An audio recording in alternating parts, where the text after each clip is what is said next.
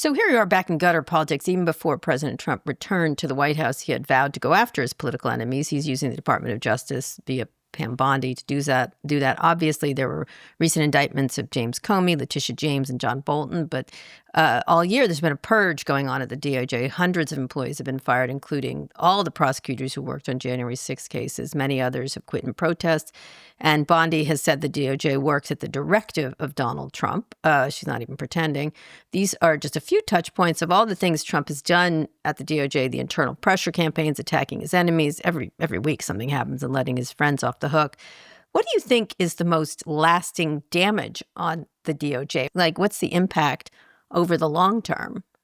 As a reporter, not as a person, this makes me really sad. I have covered prosecutors, court cases, congressional investigations that stemmed from DOJ work since I was 30 years old. I don't know how this institution is going to recover, and the people who work there and are trying to hold it together, even though they're disgusted by what's happening around them, they tell me the damage is hard to recover from in a generation or two.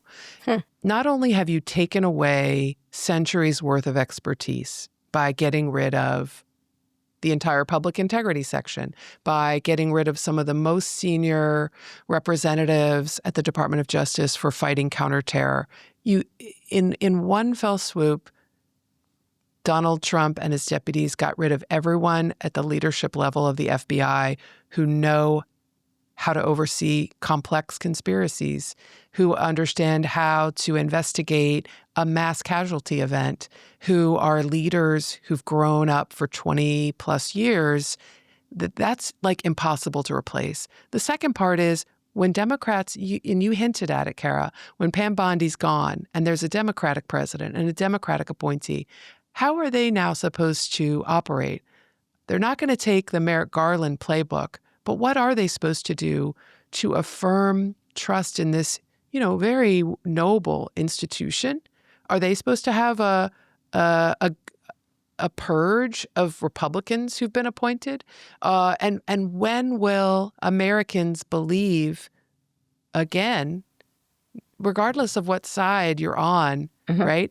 Politically, ideologically, when will Americans again believe that criminal charges are justified and not you just have to salt the earth. That's all you got to do. Not the bidding of the president, right? Right.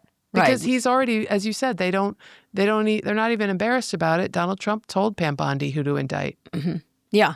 So every episode we get a question from an outside expert. Here's yours. Hi, my name is Johnathan Kanter. I was Assistant Attorney General for Antitrust at the DOJ from 2021 to 2024. We can all agree that Donald Trump has obliterated the norms that stood as the foundation for the Justice Department since the Watergate era. My question is about what happens next. If and when the country decides that it's ready to rebuild the DOJ, how does it do it? Does it go back to the norms that seemed fit for purpose in the Watergate era? Or do we reimagine the Justice Department for a new era, post-Donald Trump, and a new political environment where the Justice Department needs to move more quickly, more decisively, and with greater independence?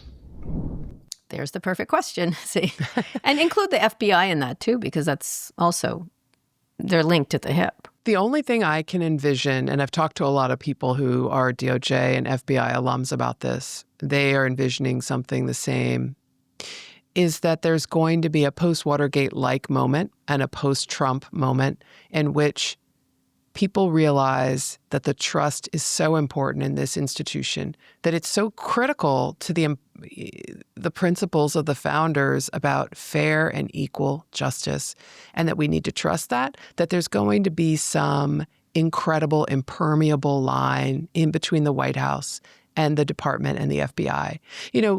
In the end of the first Trump presidency, we had sources telling us that Chris Wray had been warned over and over again by Bill Barr, I am protecting you from Donald Trump firing you. He wants to fire you because you haven't indicted, investigated, swooped up this person. And Chris Wray was in a little bit of a defensive crouch, right? There's got to be a world in which the FBI director and the attorney general can be impervious from a president who's willing to break the founder's promise. Speaking of that, in a recent op-ed, you explain all the things that happen to the country without a real Justice Department. At the end, you write, finally, without a real Justice Department, a president holding the reins of a corrupted institution can remain president permanently, free to manipulate election results with no real threat of being dethroned. You're using, obviously, a King reference. Is that where you think it's heading? I'm not trying to be suspenseful, but there's some really active reporting on this that I don't want to get into. Mm-hmm. But well, I you're think being it's suspenseful then, but go ahead. I think that there are reasons that people are quite worried about a permanent non-dethroning. Mm-hmm. And I think I should stop there. Meaning, and he's mentioned it himself, people want me to stay, and obviously Bannon has mentioned it. There's lots of people who Sure, there are people mentioning it, but what's important? It's important how it could be possible. Mm-hmm. And I think the how it could be possible is where I have my eye. Where you're paying attention to it. And can you give an idea of that it is, then therefore it is possible if you're looking at it? I mean, it's possible to indict a ham sandwich. We never expected we would be indicting, Letitia James for mortgage fraud based on documents that show she repeatedly said, this is not my primary residence. We never expected somebody would be indicted for that, except for a president demanded it, fired everybody who resisted it, installed somebody who would do it. And we never expect that an election can be rigged or manipulated. We never expect that I expected that one, but go ahead. That one I expected. It's the how. It's Kara, the it's the how. It's the and how. I promise when we know the how and what the details are, we'll be back with you. Can I ask a final thought? Will they continue with these ridiculous prosecutions? Because in this case, it's a joke. I mean, he thinks himself his prosecutions were a joke, but these are an actual joke. As you said, with those documents, is he going to, would Hillary Clinton be in his sights? Would others that he's talked about, or is everyone? Barack Obama, Joe Biden, John Brennan, the list goes on and on. I have seen internal documents about meetings that involve these subjects and where they want to go with these investigations. There have been discussions about Chris Wray and his deputies and his other leaders for allegedly withholding documents or destroying them. No evidence to back that up. There are a lot of people on Donald Trump's target list. Mm-hmm. And very last question, when you look at all this, I mean, you've been pretty much a institutional, covering institutions forever, right? When you started covering this, did you ever imagine this much shift or the possibility? Because I think one of the things that goes through this book is, every time Donald Trump does someone, I have some liberal go, can you believe it? I'm like, yes, he's done it 10 times if I can believe it. And they're like, can you believe it? I'm like, yes, again. Once again, can you believe it as a reporter watching this happen? We put down the pen on this book, Injustice, in mid-April, first couple weeks of April of this year. And I would never have imagined some of the things that have happened. I'll tell you, the sources we talked to warned us that it was possible. They were definitely in your camp. They were like, it's coming. You just wait. I remember sitting with a source high up in the Justice Department who said, this place is going to get shredded. And I thought it was scary sounding, close to possible, but it's all happening months after we put the pen down in such horrific fashion.